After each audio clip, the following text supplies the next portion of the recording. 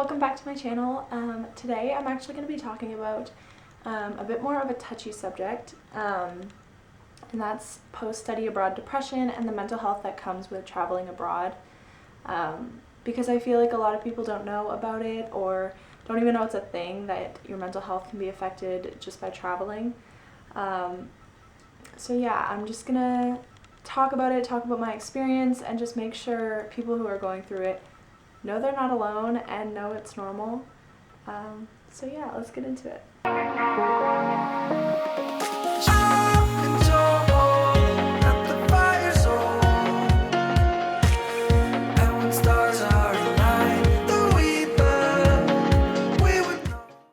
So I lived abroad for 6 months, and we had to take this initial course prior to leaving, for everything, based on, courses on mental health, courses on how to engulf yourself in a new culture, how to be polite with new cultures you don't know, and that type of thing. So we took a whole course on it and a whole course on mental health as well. And I had no idea. I was looking at this information like, this is stupid, I'm not going to be affected by my travel. But in reality, you are, you very much are. It becomes your new reality, and everything changes around you, so you're obviously going to change. So yeah, so I will insert a picture of a chart that I saved from my course that I had to take prior to leaving. And this is basically going to be talking about the ups and downs of traveling and studying abroad.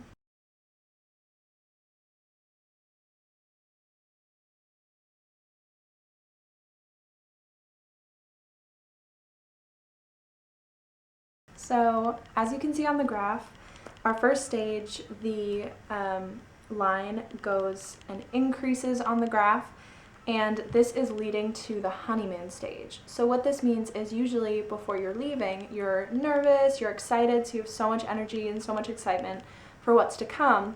So your mental health improves over time, and then that's when you hit the honeymoon stage. At the honeymoon stage, you're excited, you're happy, you're first there.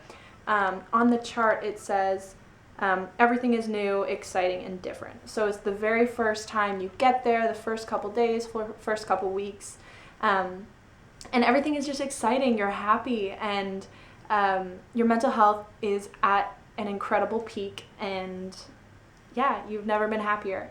So that's kind of the first stage, and I definitely experienced that.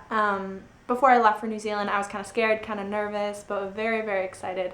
And when I got there, it was the most exciting time ever. I was so happy, and I don't think I've ever been happier in my life. So it's like a really big peak that you experience.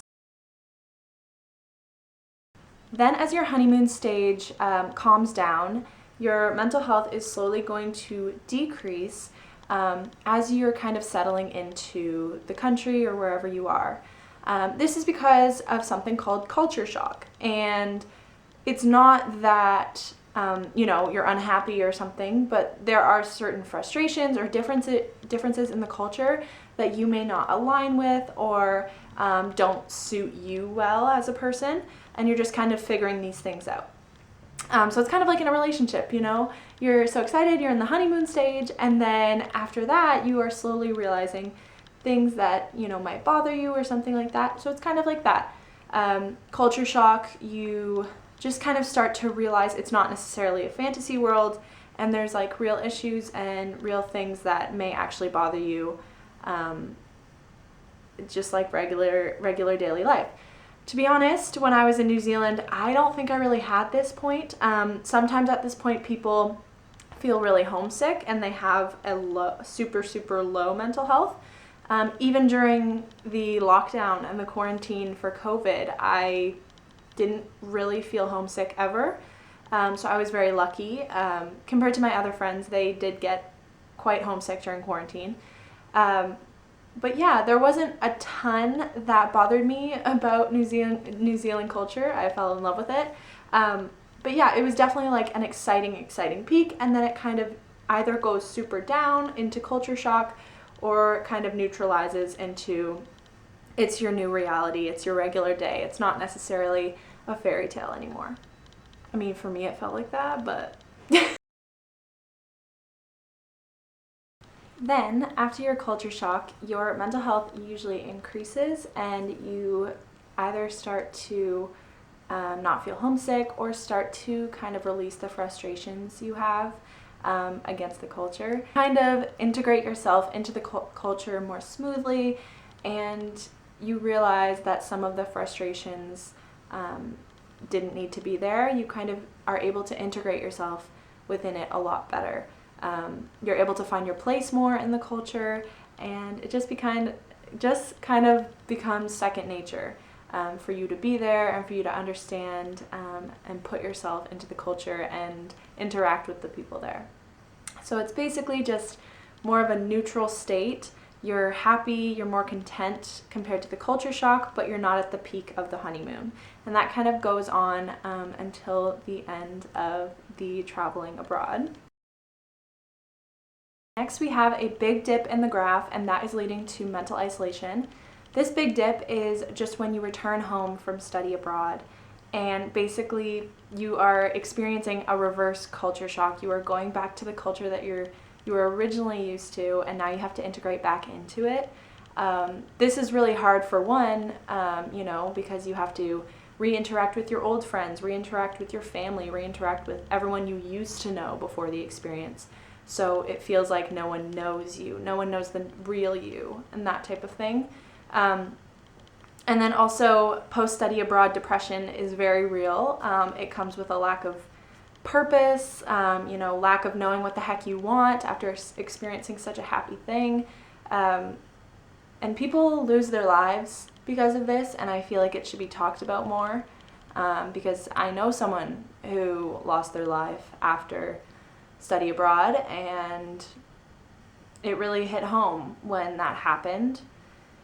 And I just think, people should be educated more before they travel that this is going to happen. You're going to feel like you have lack of purpose, and it's going to get a little confusing. Lastly, we have acceptance and integration, and this is when you finally accept that you are back home, you are going to have to integrate yourself back into your original culture, and you kind of get past that really low you experienced and start working towards finding a purpose again, integrating yourself back into your family and friends, and finding where you can place yourself and how you can live your life as this new, more worldly experienced person, but back home. So it can be hard, but it's an uphill battle. That was the chart. Those were, the patterns of mental health throughout studying abroad. I just want to make sure everyone knows that you are not alone, and I totally understand the ups and the downs. I know you feel like you've changed, and I know you feel like you're misunderstood, but people are willing to learn the new you. Just seek support. People want to hear from you. You aren't alone. Please reach out to your friends and your family, or even look to see a therapist. They can really help you get through this tough time, especially when you're coming back from studying abroad. Your mental health can be at a very low point. So please reach out to someone, and you're not alone. Thank you.